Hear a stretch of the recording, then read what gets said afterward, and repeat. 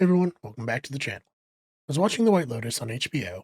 Before the episode started, HBO Max, or whatever it's called now, just Max, regardless, when a trailer for the second season of The Last of Us adaptation played, I was met with snippets of recreations of the iconic scenes from the second game. Ellie, Joel, and Abby brought to life by Bella Ramsey, Pedro Pascal, and Caitlin Dever. If I were only seeing this as a TV viewer and not a gamer, I would be very excited. But to be honest, I was nervous. When the second game was released, I played through it and thought it was an excellent follow up to the first game. It was brutal, bleak, and while I had some qualms with the pacing, I thought it told a compelling story about revenge and what it can do to the human soul. So imagine my surprise when I finally logged in online and I saw that it was an absolute war zone. Felt like fans were equally divided into two camps, one that enjoyed the game despite its flaws, and the other that thought it was a spit in the face to fans of the original game. With just about a month to go until the second season, I wanted to examine what went wrong and why so many people disliked the sequel. This video will, of course, have full spoilers for both games. I doubt you'd even have clicked on it without knowing what happens in the games, but I just wanted to make sure I'd say that before continuing. So, why was The Last of Us Part 2 met with such harsh criticism and vitriol when it was released in 2020? It's easy to write off the criticism as overly reactionary gamers. It was a victim of cancel culture. People were angry about a trans storyline being introduced to the game and the fact that Abby, a muscled up woman, killed hardened veteran of the apocalypse Joel was just too much for some people to accept. And while I'm not terribly interested in engaging with the people who thought this game was too woke or are overtly transphobic, to paraphrase David Lynch, fix your heart or die, if this is too much for you to accept, that's okay. I appreciate you checking out the video, and I'll appreciate your absence even more. But if you're open to analyzing storytelling within the medium of video games and how it can be difficult to take control out of a player's hands in service of the story that you're trying to tell, well, then let's dig into it. Until the mid to late 2000s, video game stories weren't really taken that seriously as an art form. It tended to be little more than a prerequisite to usher players along to various set pieces that showcase the game's mechanics that the developers had really focused on.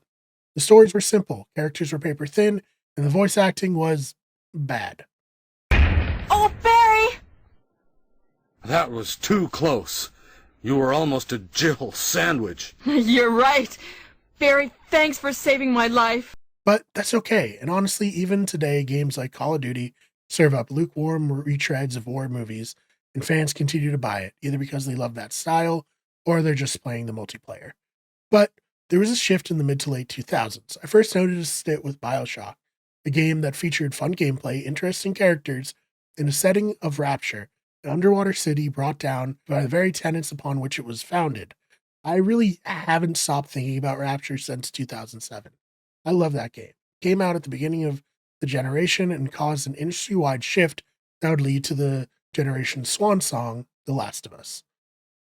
The Last of Us tells the story of Joel Miller, a broken man who lives in a world that is a reflection of his inner turmoil. He's rude, tough to know, and even tougher to love. He's only interested in how things can benefit him.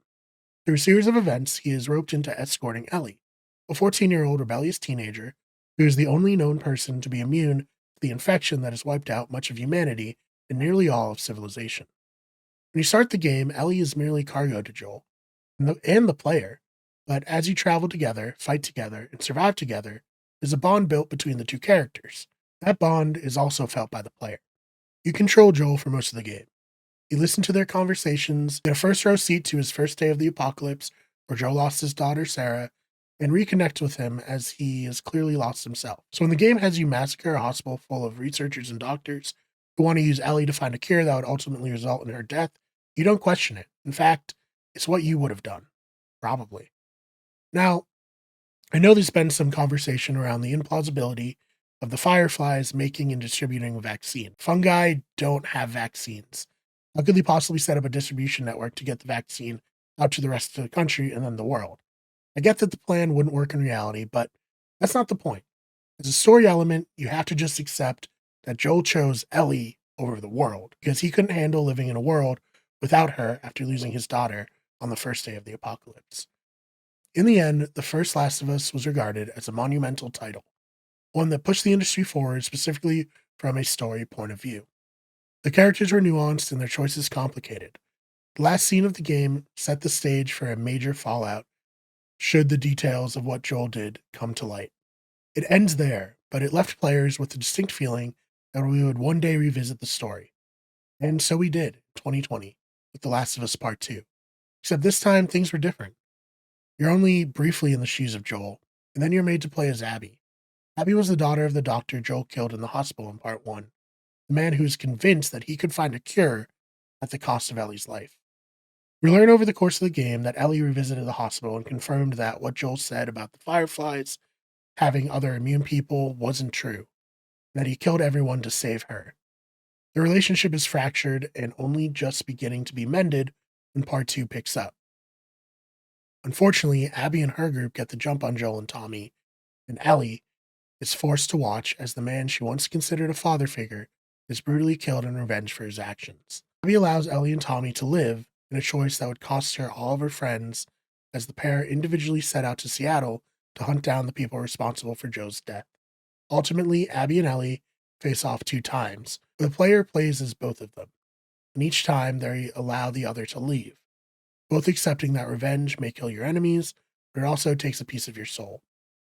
The ending is bleak, and as both main characters have lost everything and everyone that they cared about due to their own quest for revenge.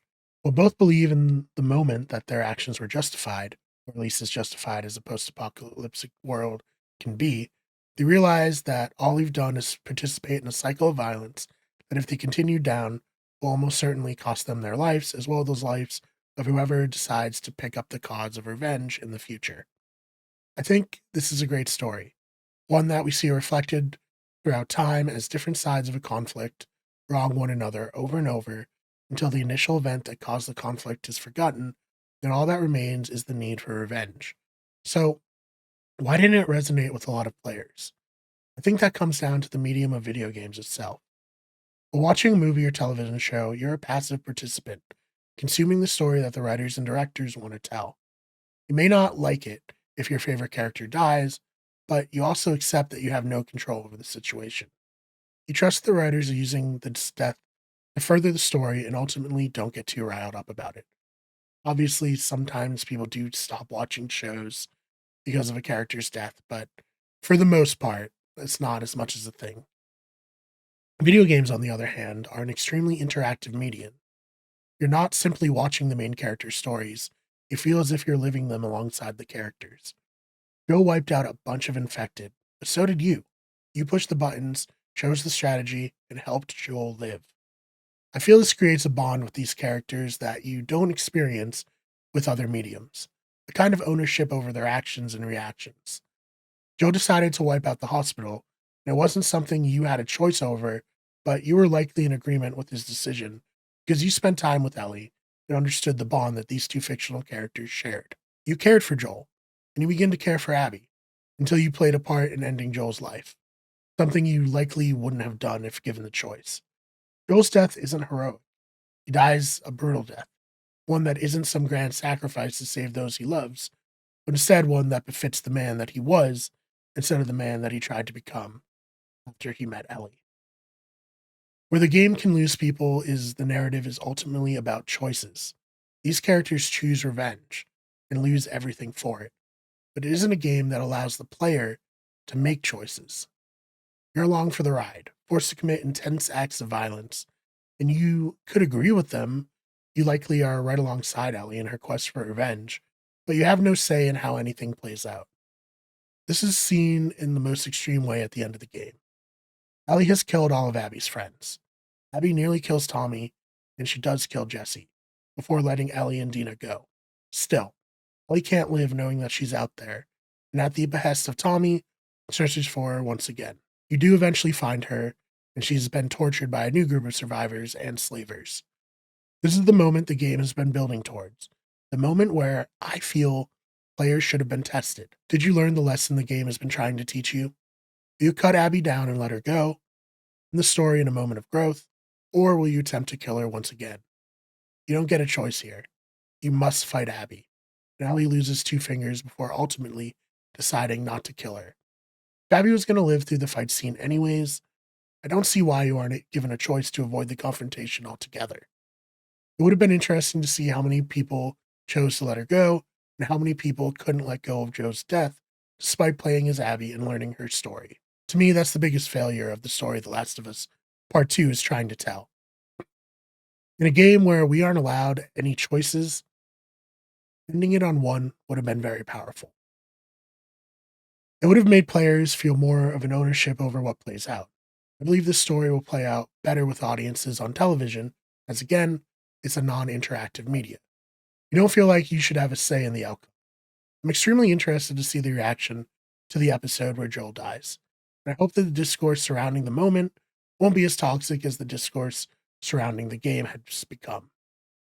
So, what are your thoughts about the way the two mediums tell stories? And what did you think of people's reactions to the death of Joel in the game? And do you think that will be less intense from the show? Also, do you agree that telling a story through a video game presents a series of obstacles that television movies don't face? Or maybe you think I'm wrong about all of this. Either way, let me know in the comments. Thank you so much for checking out this video. I hope you enjoyed it. And if you did, please subscribe. We got videos like this coming out every single week. We also have our Those Fake Nerds channels, which is nerd and pop culture news, as well as our Wicked Good Sports channel, which is sports news, and Better Radio channel, which is our podcasting network.